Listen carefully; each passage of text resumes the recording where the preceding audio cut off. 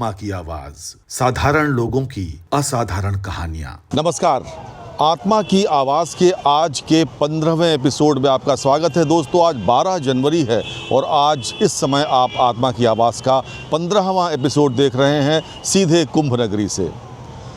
शुरुआत करेंगे आज के एपिसोड की कुछ आंकड़ों से। आपको जानकर ताज्जुब होगा कि 2017 में काशी में सिर्फ 50 लाख पर्यटक आए थे और 2024 तक आते आते 2024 में ये संख्या लगभग 16 करोड़ हो गई और 2024 में काशी में पर्यटकों से काशी नगर को 80,000 करोड़ रुपए की आय हुई।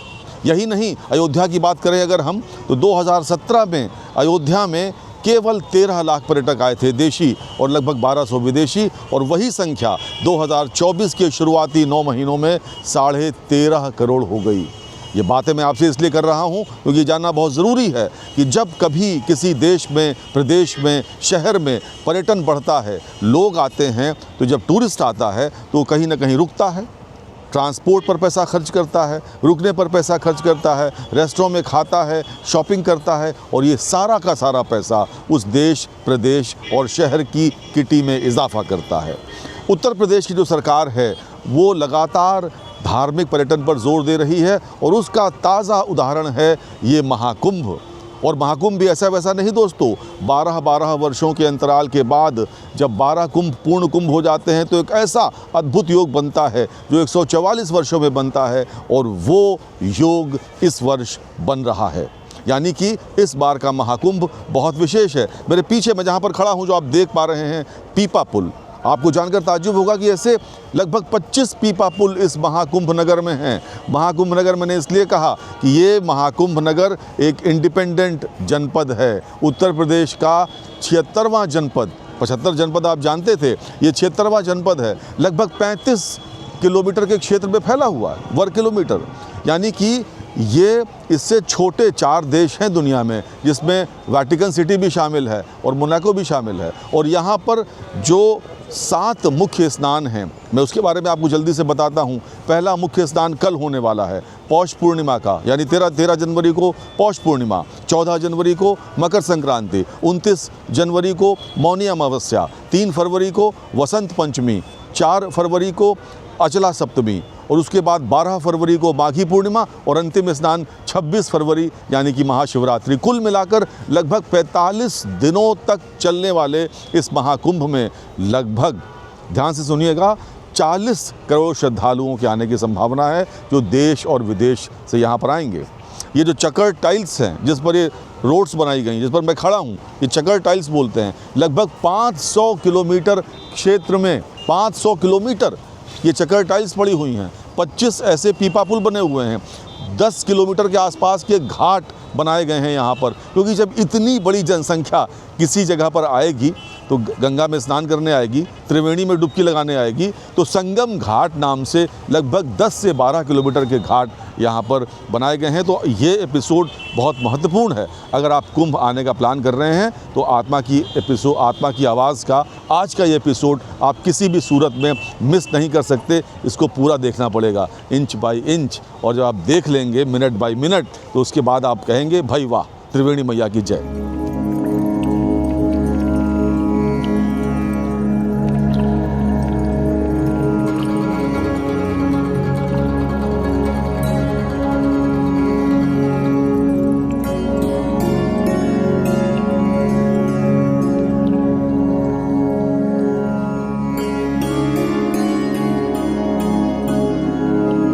कुंभ क्षेत्र में भ्रमण चल रहा है आत्मा की आवाज़ का, और हमें भ्रमण करते करते यहाँ कौन मिला, आप खुद देखिए।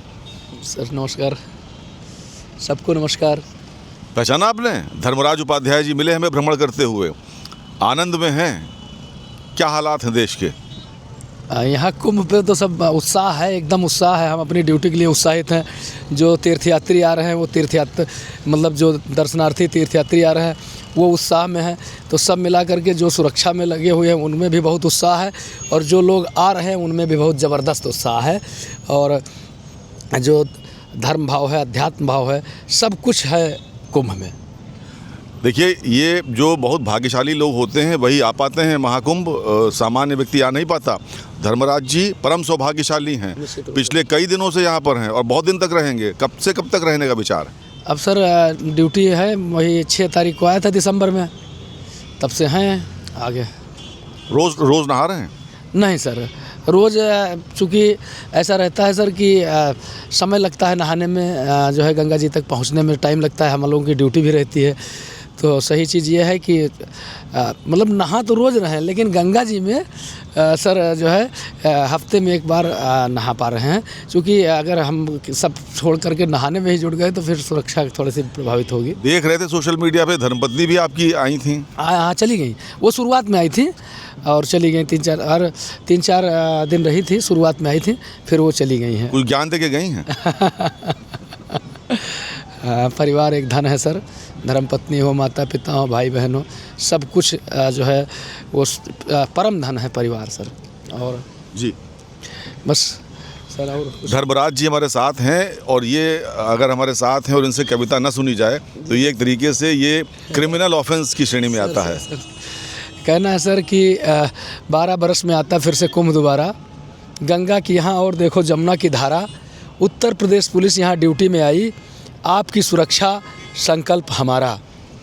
और इसके साथ एक बड़ा चलता था कुंभ में लोग बिछड़ने का, तो मैं एक दूसरी चीज़ बताता हूँ सर कि हैं खुशनसीब जो संगम के लिए चलते हैं खुशनसीब जो संगम के लिए चलते हैं, भव्यता देखकर चेहरे सभी के खिलते हैं।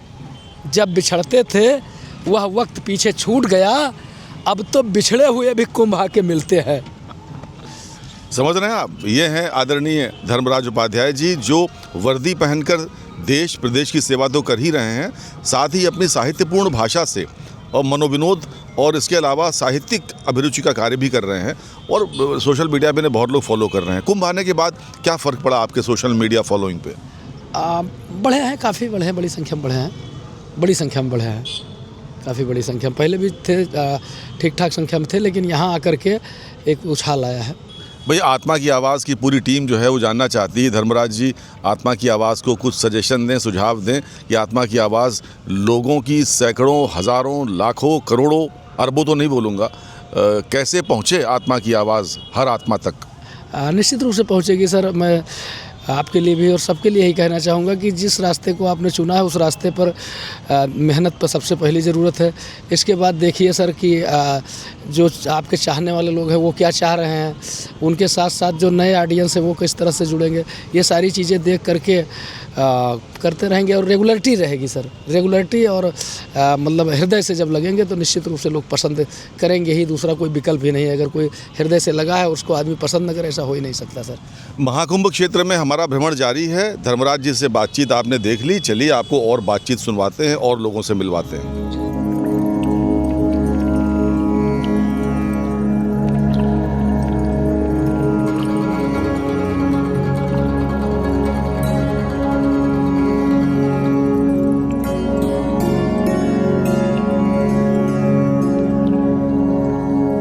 महाकुंभ क्षेत्र में भ्रमण करते हुए हम आ गए हैं श्री पंचायती अखाड़ा बड़ा उदासीन निर्वाण। बात करते हैं, हमारे साथ एक महंत जी हैं। मैं महंत अमृत मुनि, अध्यक्ष उदासीन बेख महामंडल पंजाब, जो हम मानसा डिस्ट्रिक्ट पंजाब से आए हुए हैं। आप अभी श्री पंचायती अखाड़ा बड़ा उदासीन की छावनी में जो पूर्ण कुंभ मेला प्रयागराज में पहुंचे हुए हैं और पूरे अपनी संत संगत लेकर यहाँ निक्षेत्र लगाया हुआ है। मैं आपके चैनल के माध्यम से जो भी संगत वीर बहन माई देख रहे हैं, सबको बेनती है कि आप भी प्रयागराज में पहुँचें और इस भावपूर्वक कुंभ मेले का आनंद लें और अपनी आस्था की डुबकी लगाएं। कल को हमारी प्रवेश शाही है 12 तारीख को श्री उदासीन पंचायती बड़ा अखाड़ा में, और उसके बाद जहाँ जो अन्य क्षेत्र रेगुलर चलता रहेगा। सबको मेरी तरफ से और उदासीन बेख महामंडल पंजाब की तरफ से इस पूर्ण कुंभ मेला प्रयागराज की हार्दिक शुभकामनाएं, बधाई हो। ये जो व्यवस्थाएं यहाँ पर हैं, आदरणीय योगी आदित्यनाथ जी यहाँ के मुख्यमंत्री हैं, जो पूर्ण कुंभ की ये भव्यता है, तो जो व्यवस्था है इसके बारे में कुछ कहेंगे आप? देखो, आप भी देख रहे हो, प्रत्यक्ष को प्रमाण की ज़रूरत नहीं। जो योगी जी द्वारा अखाड़ों को और पूरी पब्लिक को व्यवस्था दी गई है, उसको देखकर ही पता चलता है। मतलब इतनी अच्छी व्यवस्था, सरकार, सीएम सब खुद हफ्ते में एक बार बार आके अखाड़ों के अध्यक्षों से और संतों से मिल रहे हैं। सो हम इससे संतुष्ट हैं। सरकार की व्यवस्था बहुत बढ़िया और अच्छी है। सभी संत संतुष्ट हैं, कोई आपस में मनमुटाव तो नहीं? नहीं, संतों का होना तो नहीं चाहिए, लेकिन परिवार है, परिवार में कुछ अगर चल भी रहा है थोड़ा मोटा तो मेरे हिसाब से कोई वो नहीं है। सनातन का भविष्य क्या है? सनातन का भविष्य संतों के संग बढ़िया अच्छा है। आने वाले जो मतलब योगी जी जैसे जो मतलब एक इतने हृदय सम्राट पूरे सनातन धर्म के लिए, पूरी पब्लिक के लिए कर रहे हैं, ऐसे संत अच्छे निकलेंगे, सनातन का बढ़िया भविष्य रहेगा। तो ये भ्रमण हमारा जारी रहेगा। हम बहुत धन्यवाद देंगे महंत जी को समय देने के लिए। आपका बहुत बहुत धन्यवाद।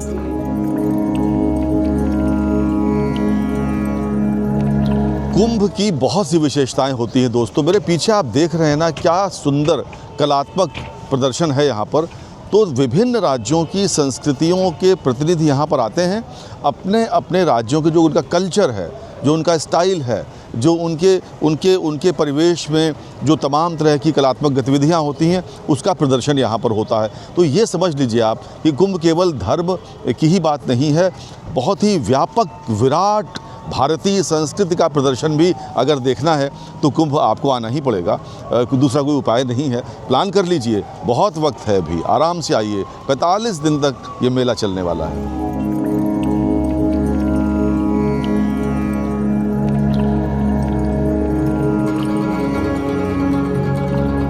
महाकुंभ नगर में भ्रमण करते हुए हम आ पहुँचे हैं अखिल भारतीय ब्रह्म काठिया परिवार में, और उसके मुख्य महंत जी से हमारी भेंट हुई, हमारा सौभाग्य था।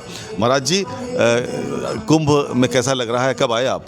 कुंभ में अच्छा लग रहा है। वैसे मेरा हम 7 तारीख को आ गए थे, पेशवाई में भी शामिल हुए थे और बड़ा आनंद आ रहा है। वैसे तो 40 वर्ष से हम आ ही रहे हैं कुंभ के अंदर, लेकिन हर बार एक अलग अनुभूति के साथ आते हैं और अलग अनुभूति लेकर के यहाँ से जाते हैं, क्योंकि ये शुद्ध भावना का केंद्र है, शुद्ध भावना का संगम है। और यहाँ पर पाताल, अंतरिक्ष के देवता और इस भूमंडल के जितने भी देवता हैं, जैसे साधु संत हैं, ये चलते फिरते तीर्थ हैं। तो ये तीर्थराज है, तो वैसे संत भी तीर्थराज है। वो पूरे भारत से यत्र तत्र हर स्टेट से सब संत भगवान आए हैं। तो संतों का दर्शन, त्रिवेणी का संग स्नान, ये सब पुण्य को देने वाले हैं। और अक्षुण्य पुण्य, अन्य क्षेत्रे कृतम पापम तीर्थ क्षेत्रे विनश्यति, तीर्थ क्षेत्रे कृतम पापम वज्रलेभो भविष्यति। यानी अन्य क्षेत्रों में अगर पाप करेंगे तो यहाँ आकर के साफ हो जाएगा, लेकिन यहाँ बड़ा सावधानी से रहें, क्योंकि जिस प्रकार से योगी मोदी जी ने अथक प्रयास करके और इसको दिव्य निर्मल बनाने की कोशिश की है, कहीं गंदगी नहीं, कहीं प्लास्टिक का कोई नाम निशान, लेकिन सबका दायित्व बनता है, अकेले को न छोड़ करके सब साफ सफाई पर भी ध्यान दे, कचरे से भी ध्यान दे और सद्भावना के साथ रहें, एक दूसरे से मेलजोल बढ़ाएं, प्रेम बढ़ाएं, क्योंकि इस समय देश में एकता अखंडता की बहुत नितांत आवश्यकता है। जो ये विषमता फैल रही है जातिवाद के टुकड़ों में आकर के, तो सब संतों से और जितने भी संस्थाएं हैं उनसे, जितने भी धर्माचार्य हैं उनसे, टीवी वालों से, सबसे मेरी एक ही प्रार्थना है, एक ही अनुनय है कि वो ऐसा चीज़ परोसे समाज को जिससे एकता समरसता सब बनी रहे। ठीक बात है महाराज जी। अच्छा, बहुत से लोग ये प्रश्न पूछते हैं कि पाप करिए और स्नान कर लीजिए, पाप मुक्त हो जाइए, ये कौन सा फॉर्मूला है? वो गलत है। देखो, अनजाने में कोई पाप होता है तो भगवान उसको फिर भी क्षमा कर देंगे, लेकिन जानबूझ कर कुल्हाड़ी से कपड़े धोए और राम जी सहायता करे, कदापि नहीं करेंगे। अगर कुल्हाड़ी से कपड़े धो रहे हो तो कटेगा वो कपड़ा, बचेगा नहीं। जानबूझ कर ये नहीं कि भाई चलो पाप कर लो और पुण्य कर लो, पाप कर लो पुण्य कर लो, ऐसा नहीं। भूलवश कोई हो जाए उसके लिए प्रायश्चित है, लेकिन जानबूझकर अगर कोई करेगा तो उसका तो अवश्य में भुक्तव्यम कृतम कर्म शुभाशुभम ना भुंगते छियते कर्म जन्म कोटि सतेरपि। अवश्य करके भोगना पड़ेगा, चाहे वो 1-2 जन्म नहीं, करोड़ों जन्म ले लेगा तो भी उसके किए हुए कर्म उसको छोड़ने वाले नहीं, भोगना ही पड़ेगा। कर्म प्रधान विश्व करि राखा, जो जस करें सो तस फल साखा। ये कर्म भूमि है, कर्म करने में जीव स्वतंत्र है। जैसे शास्त्र, माता पिता और गुरुजन ये दिशा निर्देश दे रहे हैं, उसके अनुसार चलो। महाजनों येन गतः स पंथा, अगर उससे विपरीत चलोगे, इधर उधर मनमानी मुख करोगे तो उसका दंड आपको भोगना पड़ेगा। लेकिन आजकल लोग इतना व्यस्त हैं, सनातन धर्म को मानने वाले, वो अपनी नौकरी में इतना व्यस्त हैं, अपने परिवार में इतना व्यस्त हैं, अपनी गाड़ी की EMI देने में इतना व्यस्त हैं कि उनको धर्म कर्म का समय कम मिल पाता है। उनके लिए क्या कहेंगे, उन बच्चों के लिए जो कॉरपोरेट कल्चर के बच्चे हैं? उनके लिए यही है, देखो एक माता पिता की प्रधान जिम्मेदारी तो देश के प्रधानमंत्री से भी ज़्यादा होनी चाहिए, क्योंकि माता पिता बचपन से संस्कार दे करके और फिर मनुष्यों को बाहर, घर के बाहर निकालते हैं। प्रधानमंत्री पास, राष्ट्रपति पास, प्रशासन के पास तो वो कैसी परवरिश वाले हैं, वो बाहर निकल के जाएंगे। तो सबसे बड़ी जिम्मेदारी है उनकी। इसलिए बच्चों को समय दें, बच्चों को संभालें, बच्चे क्या कर रहे हैं थोड़ा सा समय दें। आज हम कहीं यात्रा कर रहे थे और कोई अपोजिट धर्म वाले ने कहा कि महाराज हमको ही दोष दे रहे हो, आप अपना खुद का कल्चर तो देखो। हमारे धर्म में कोई भी बच्ची कोई बेढंगे स्वरूप से नहीं निकल सकती है, और आपके यहाँ पर ऐसे ऐसे बेहुद्दी ड्रेस पहनेंगे जो घुटनों के ऊपर कच्छा पैर लेंगी और पता नहीं क्या क्या। भगवान उनको देख करके ऐसा लग जाए कोई सुरसा ताड़ के आ रही है। वो भी न पहने तो कौन मना करता है उनको, वो भी को घूमे ऐसे ही कौन है। तो कम से कम, क्योंकि वस्त्र की पूजा होती है। हमारे में क्या है, जैसे क्षितिजल पावक गगन समीरा पंच रचिता दिदम सरया, वही शरीर आपका है, वही शरीर हमारा है। लेकिन वेश कैसा है हमारा, उस वेश की पूजा है। अगर हम भी पैंट बूट शर्ट पहन लेंगे तो हमको कौन रोक देगा, हम भी घूम रहे हैं इधर उधर। लेकिन इस वेश को देख लेंगे, हर कोई कहेगा बाबा प्रणाम, बाबा प्रणाम। तो कम से कम हमारे सनातन धर्म की जो ड्रेस थी, जो पोशाक थी, परिधान था, कम से कम उस परिधान को बनाए रखें। इसी में शांति है, इसी में सुख है।